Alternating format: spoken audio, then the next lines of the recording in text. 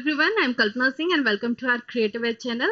आज का अपना जो टॉपिक है वो है what not to do during the NIFT exam. आपको क्या नहीं करना है जब आप एनआईएफटी एग्जाम को अटेम्प्ट कर रहे होंगे। तो इससे रिलेटेड आज अपन डिस्कस करेंगे क्या क्या चीज़ों का ध्यान रखना है ड्यूरिंग द एग्जाम।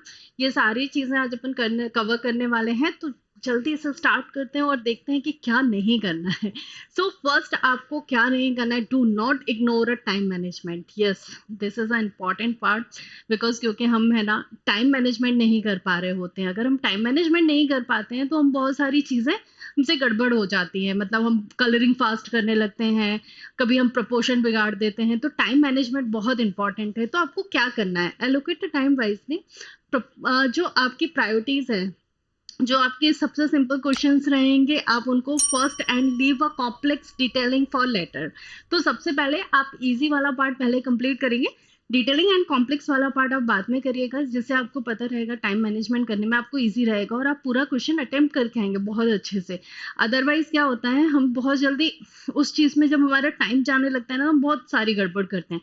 तो ध्यान रखिएगा आपको क्या करना है, आपको बहुत अच्छे से टाइम को मैनेज करना है।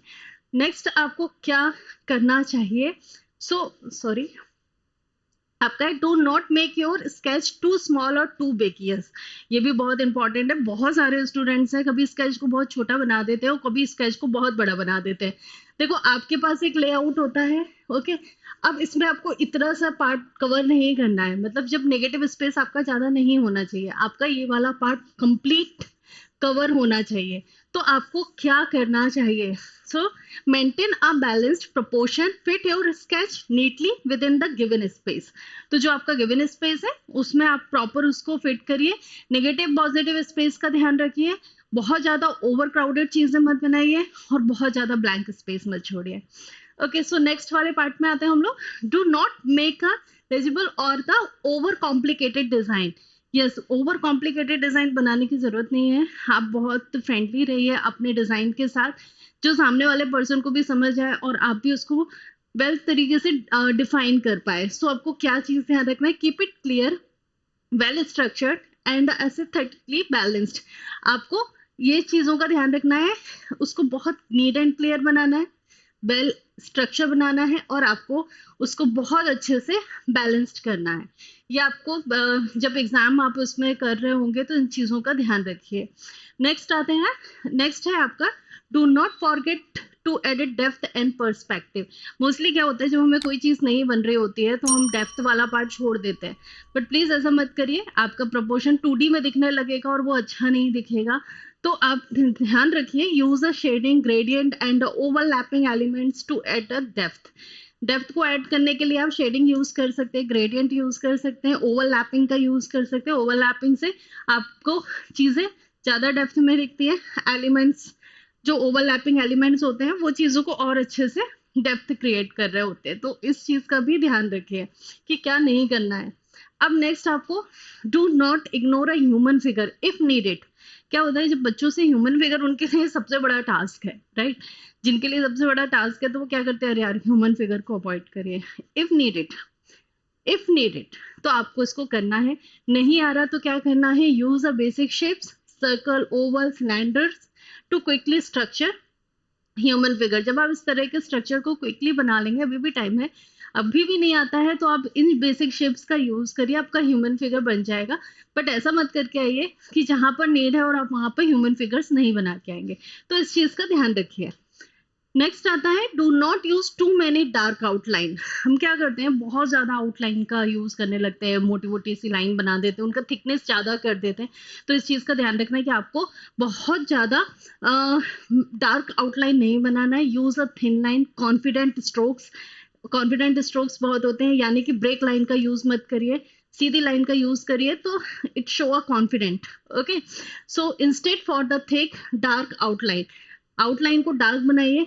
ज्यादा उसको मोटा बनाने से ज्यादा अच्छा है, आपको डार्क शो करने से ज्यादा अच्छा है कि आप उसको थोड़ा सा डार्क आउटलाइन के साथ करें, बहुत ज्यादा डार्क नहीं बनाना। ओके, अब नेक्स्ट आते हैं, do not ignore the emotional appeal in your art. क्या होता है, हम लोग इमोशनल चीज़ों को रिप्रेजेंट नहीं करते। हमें लगता है कि ये चीज़ ऐसी है तो उसको ऐसे ही रहने देंगे। कई बार हमसे अटेम्प्ट नहीं कर पा रहे होते हैं, बन नहीं रहा था।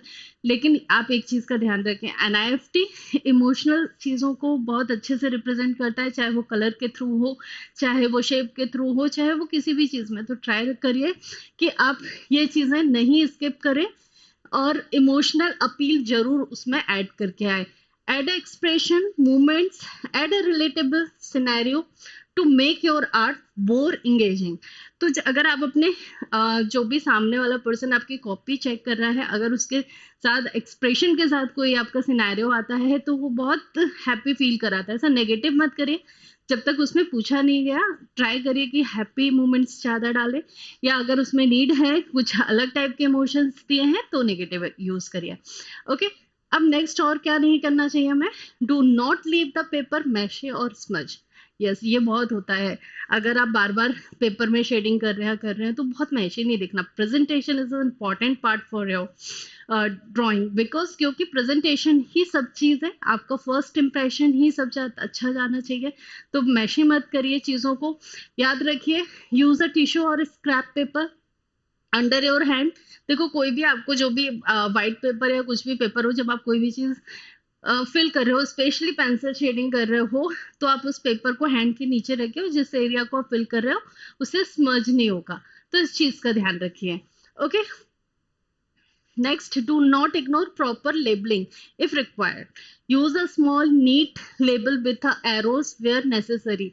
देखो, जब प्रोडक्ट डिजाइन या फिर आप कोई ऐसी चीजें जैसे लोगो डिजाइन या फिर पोस्टर डिजाइन, जहां पर भी आप कोई चीज लेबलिंग वाली है, अगर आप उसको कर रहे हैं तो प्लीज उसको जरूर करके आइए। उसको स्किप मत करिए कि ठीक है आपने सिर्फ बना दिया और आपने उसकी डिटेलिंग लिखा नहीं। इससे क्या होगा, आपके मार्क्स कट हो जाएंगे। तो हमेशा लेबलिंग वाले पार्ट को मिस मत करिए। एरो साइन से बहुत अच्छे से उसको प्रेजेंट करिए। बहुत अच्छा टाइम होता है आप लोगों के पास 1 आवर का। तो ये चीज का ध्यान रखिएगा कि do not ignore a proper labelling. Okay, do not panic if you don't know the answer immediately. देखो, पैनिक होने की सच में जरूरत नहीं है। थोड़ा देर शांति से बैठिए और सोचिए कि इसका आंसर क्या होगा। जब आप 5 मिनट बैठेंगे आपको आंसर मिल जाएगा, बिकॉज क्योंकि आप लोगों को आता है चीजें। ये अपने दिमाग में नेगेटिव चीज मत लेकर आइए कि मुझे ये नहीं आ रहा। 5 मिनट्स का टाइम दीजिए उस क्वेश्चन को, घबराइए मत और अपना ब्रेन स्टॉर्मिंग करना शुरू कर दीजिए। अगर आप take a 30 second to brainstorm scribbling rough ideas and pick the best one. अगर आप इन सब चीजों को ध्यान रखते हैं और अगर आपको नहीं बन रहा है, believe me, 30 minutes to 1 minutes आपका इनफ है। आप थोड़ा सा वेट करिए, स्क्रिबलिंग करिए, अपने आइडियाज को बनाने की कोशिश करिए, देखिए कैसे आपको आंसर नहीं आएगा। ओके, सो ये हमारे 10 टिप्स थे जो आपको आज ध्यान रखना है एग्जाम के टाइम की क्या चीजें नहीं करनी है। हर चीज का ध्यान रखिएगा और आप बहुत अच्छा अटेम्प्ट कर सकते हैं अगर इन मिस्टेक्स को अवॉइड करें। So all the best for your exam. Bye bye, take care.